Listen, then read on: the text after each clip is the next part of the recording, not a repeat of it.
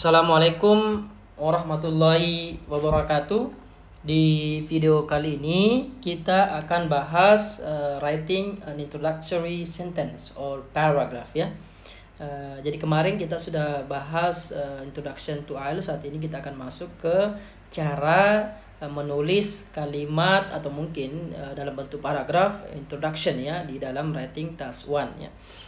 Nah, ini ada beberapa review. Jadi kemarin kita sudah bahas ya. Jadi video sebelumnya ya, kita sudah bahas itu di writing ada dua task ya. Jadi ada yang berbentuk report di task 1, kemudian ada berbentuk essay di task 2. Totalnya 60 menit ya. Jadi 20 menit untuk task 1 dan 40 menit untuk task 2 ya.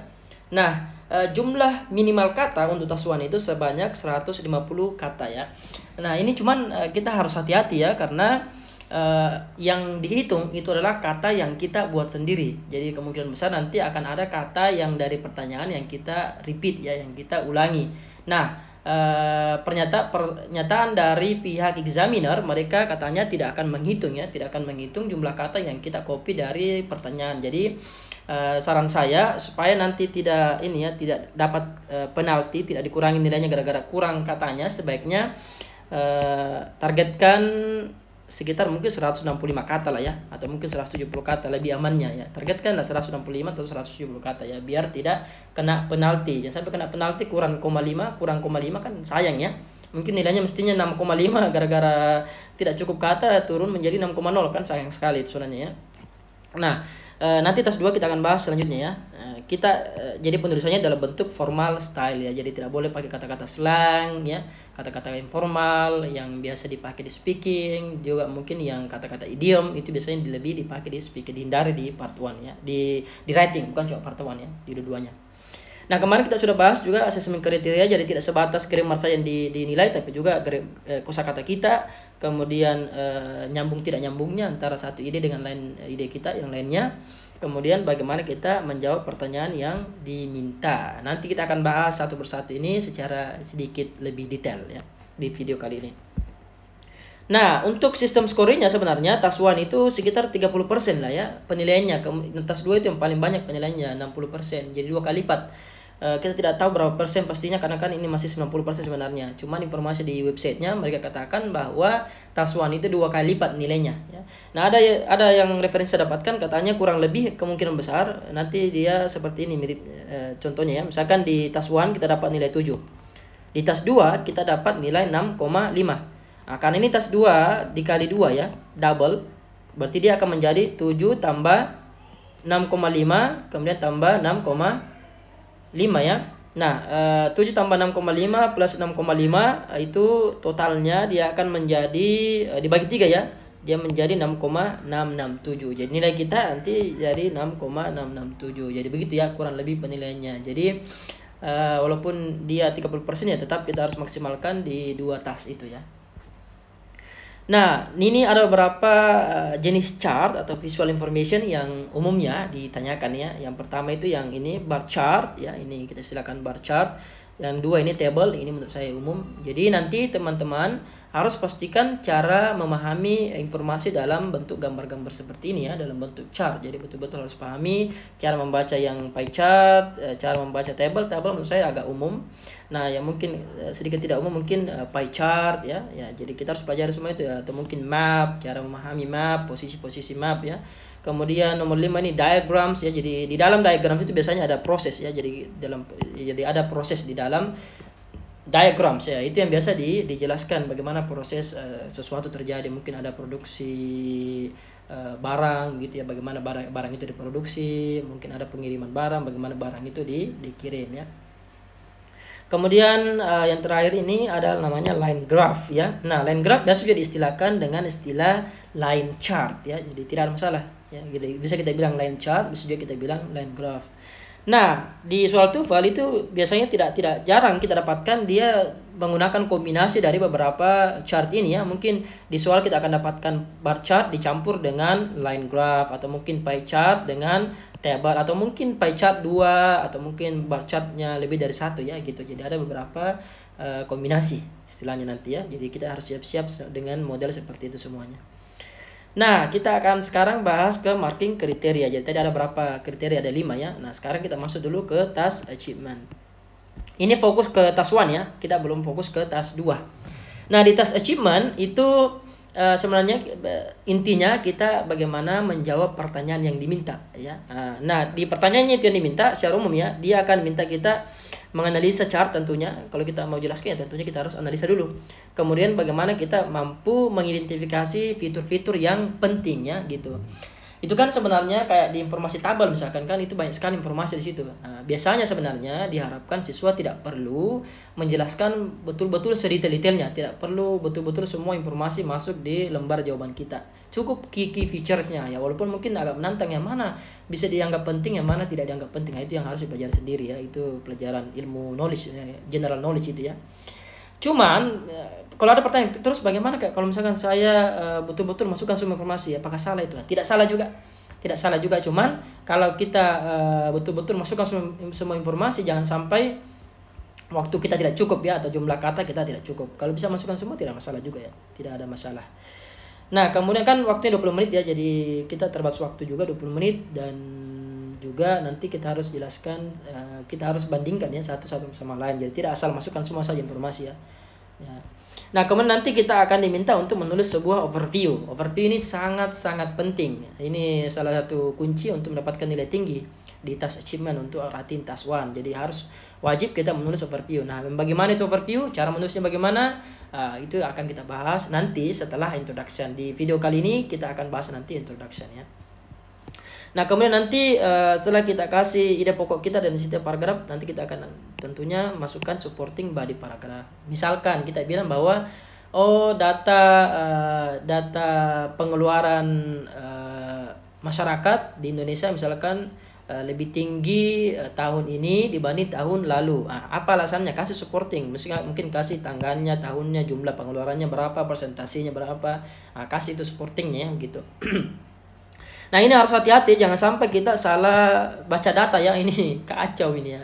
Saya pernah ada teman, saya tidak salah dia curhat, dia salah data dia informasinya waktu itu, katanya salah baca data. Jadi itu sangat bahaya ya, sangat krusial menurut saya, itu blunder, itu bahayanya.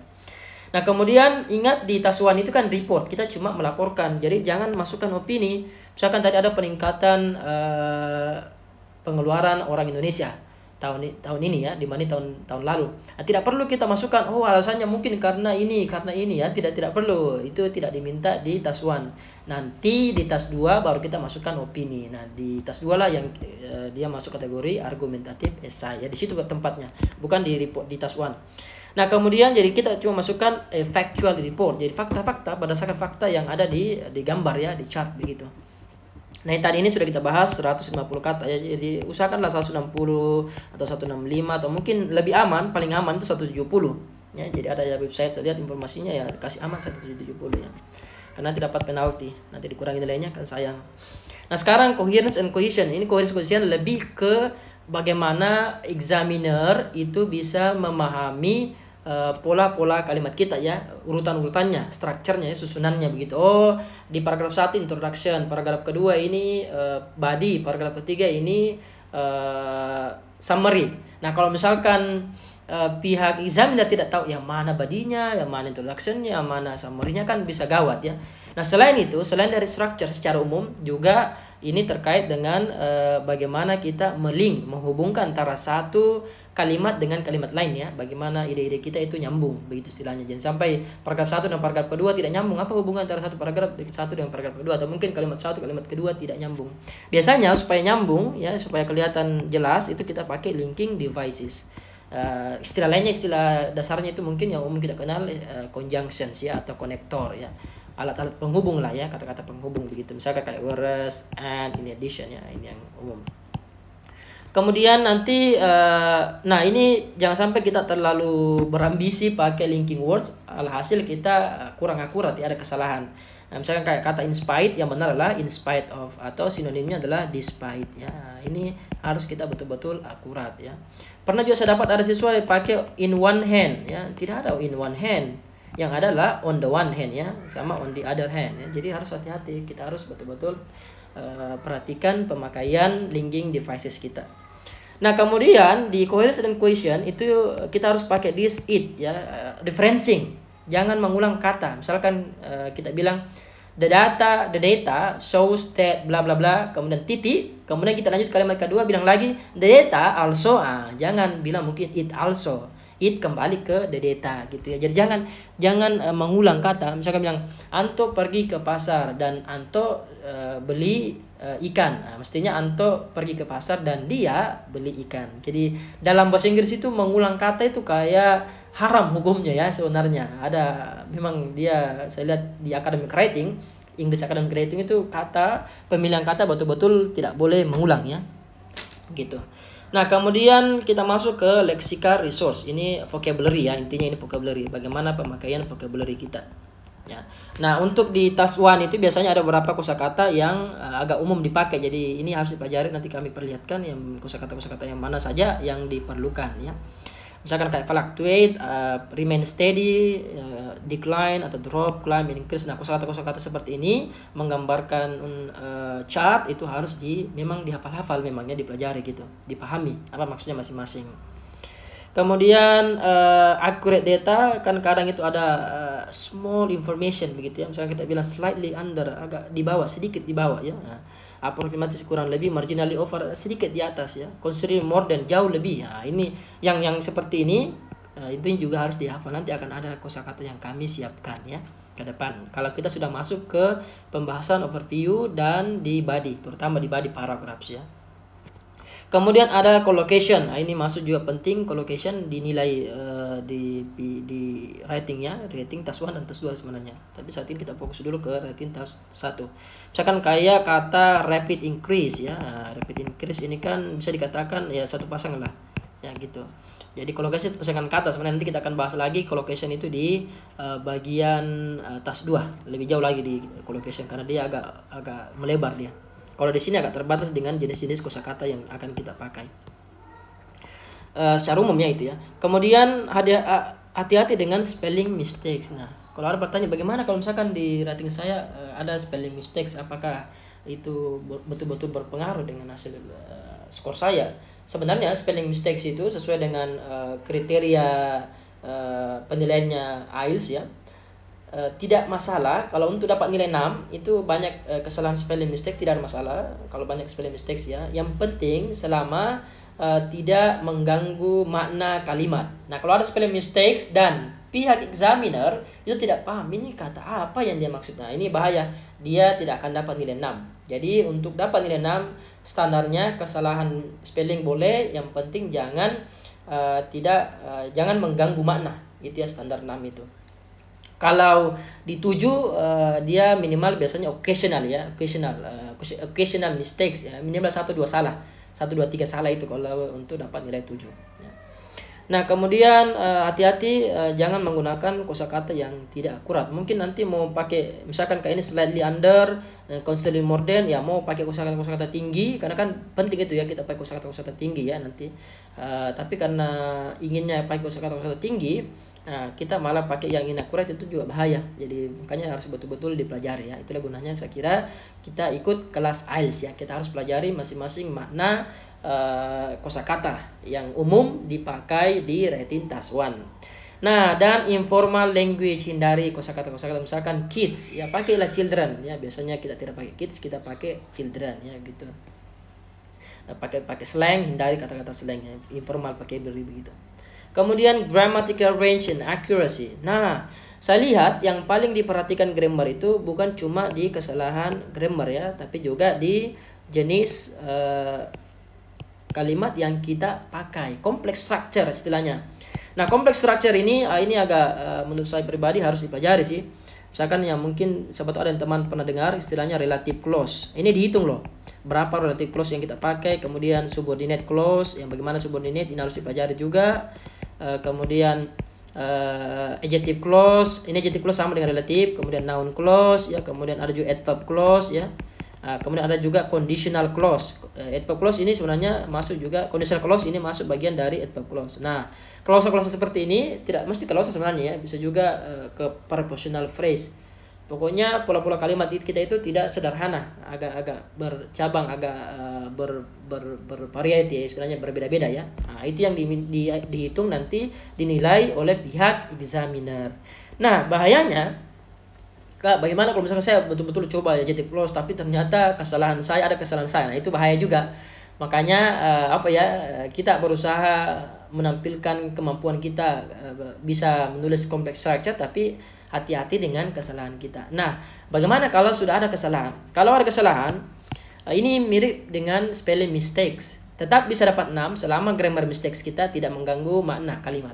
Kalau ada grammar mistakes mengganggu makna kalimat, itu susah dapat nilai 6 itu ya. Setahu saya, yang saya paham itu dia akan pasti di bawah. Itu sesuai dengan kriteria yang diberikan oleh pihak IELTS ya, pihak examiner. Jadi pastikan kesalahannya tidak mengganggu pola, tidak mengganggu makna gitu ya. Kalau untuk dapat 7 ya tadi sama dengan spelling mistake, dia masuk kategori occasional. 1, 2, 3 salah grammarnya ya gitu. Nah, kemudian perhatikan penggunaan tenses ya, penggunaan waktunya. Nah, jadi mungkin chartnya dikasih data tempo dulu ya, masa lalu, in the past. Jadi kita harus pakai verb yang juga past verbs ya, jangan pakai present tense. Apa kita pakai past tense. Jadi perhatikan itu ya. Kemudian right word order, penggunaan word adjective noun, yang benar adjective noun, verb adverb ya. Kita akan belajar nanti yang bagaimana maksud itu. Kemudian hati-hati juga dengan punctuation, penggunaan titik, penggunaan koma, penggunaan yang dash begini ya. Misalkan kayak 5-year period, biasanya kita pakai dash di sini biasanya ya, wajib juga ya. Ada penggunaan begitu punctuation. Nah, capitalization saya lihat juga kadang dikomentari oleh pihak examiner ya. Jadi misalkan kayak setelah titik ya harus pakai huruf besar ya. Misalkan sudah titik, misalkan kita bilang there ya huruf besar sini kapital, huruf pertama. Nama kota, nama orang. Nah, harus pelajarin. Nah, kalau ada teman-teman yang tidak tahu sistem itu ya Google segera capitalization in English ya. Nah, itu harus diperhatikan. Nah, cuman lucunya saya pernah dapat ada soal tugas writing ini dari buku resmi Cambridge ya. Ada siswa yang menulis full capitalization, langsung huruf besar semua. Jadi kalau huruf besar semua ya tentunya sulit untuk dinilai ini siswa paham tidak ya huruf kecil besar. Tapi juga tidak ada komentar apakah waktu itu dikurangi nilainya, termasuk tinggi waktu seingat saya yang saya baca waktu itu nilainya. Jadi kemungkinan besar tidak dinilai, tidak dikurangi nilainya karena alasannya mungkin si penulis takut kalau misalkan dia pakai huruf kecil dan susah dipahami oleh pihak examiner. Bad handwriting ya, kan memang ada kadang kita ada di antara kita termasuk saya ya, kalau handwriting itu ya kayak ini ya, kadang agak susah dibaca. Itu solusinya sih. Tapi ya kalau saran saya jangan capitalization full capitalization, pakai saja normal karena itu memperlihatkan kemampuan kita menulis dalam hal capitalization dan apakah kita siap untuk studi di luar negeri. Karena nanti di studi luar negeri itu akan kebanyakan tugas kita dalam bentuk writing ya. Bahkan kemarin di Edinburgh dan di Melbourne tempat kuliah saya itu hampir 90% semua tugasnya di writing ya. Ya kalau ya itu writing semua 30%, hampir 100% bahkan. Jadi sangat penting ya writing memang. Nah, sekarang kita sudah selesai di sistem penilaiannya. Sekarang kita masuk ke task 1, common structure of task 1, a report. Nah, biasanya umum ini ya pasti akan ada introduction ya. Ini yang umum menurut saya yang di bawah, ada introduction, kemudian ada body ya, kemudian ada summary, ada conclusion ya. Sebenarnya agak beda sih conclusion dan summary, tidak apa-apa. Kita istilahkan saja summary ya. Nah, summary sebenarnya ini maksudnya sama dengan overview. Bagaimana itu overview? Nanti akan kita bahas. Overview itu secara umum menggambarkan key features ya, informasi-informasi yang paling penting di data. General trends-nya begitu ya. Nanti kita bahas lebih jauh itu. Nah, cuman ini kan yang umum sebenarnya, introduction, kemudian body, kemudian summary. Di IELTS Writing Task 1 banyak examiner itu merekomendasikan kita mengikuti pola yang ini. Jadi introduction dulu baru kemudian langsung tulis overview. Setelah overview baru kita masuk ke body. Apa alasannya? Karena banyak siswa yang lupa menulis overview. Nah, kalau kita lupa tulis overview itu sangat-sangat blunder ya, sangat mengurangi nilai kita. Dia tidak kita memenuhi task achievement. Ya, pertanyaan yang diminta. Makanya saran examiner kita setelah introduction langsung tulis overview ya. Nah, di video kali ini kita cukup membahas dulu introduction ya. Jadi bagaimana cara tulis introduction. Setelah introduction nanti di video selanjutnya, di materi selanjutnya kita baru mulai masuk ke overview ya gitu. Oke, jadi tadi ini 2 paragraf ya, kadang mungkin juga 3 paragraf ya. Itu jarang sih satu, yang umum ya 2 paragraf atau mungkin menjadi 3 paragraf itu agak jarang ya. Atau mungkin satu juga kadang ya. Tapi yang umum 2 paragraf. Nah, di introduction sentence itu sebenarnya dia lebih ke deskripsi tentang chart. Apa isi chart itu? Itu sebenarnya pertanyaan yang kita mau jawab. Ini chart, ini gambar, ini graf, ini table, ini map, tentang apa? Apa isinya? Itu ya. Kalau misalkan orang tanya, itu gambar apa? Oh, ini chart menggambarkan bagaimana peningkatan pengeluaran orang masyarakat Indonesia di beberapa provinsi selama berapa tahun gitu ya. Jadi informasi umumnya sebenarnya.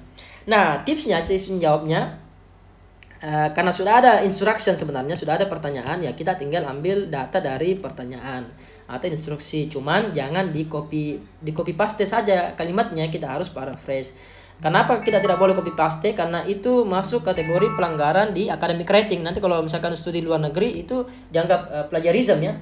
Itu hukumannya berat. Kalau plagiarism itu bisa orang dikeluarkan dari tempat kuliah kalau kita plagiarism. Makanya di IELTS writing kita diminta untuk paraphrase, sudah mulai belajar paraphrase ya. Dan juga tadi sudah saya katakan, kalau kita copy paste saja, jumlah kata kita tidak akan dihitung ya. Jadi akan kurang dari harapan kita gitu. Nah, apa yang dimaksud dengan paraphrase? Ini definisinya ya. Jadi paraphrase sebenarnya kita mengatakan ide yang sama dengan kata-kata yang berbeda ya gitu. Dengan kata-kata yang berbeda. Nanti kita kasih contoh ya.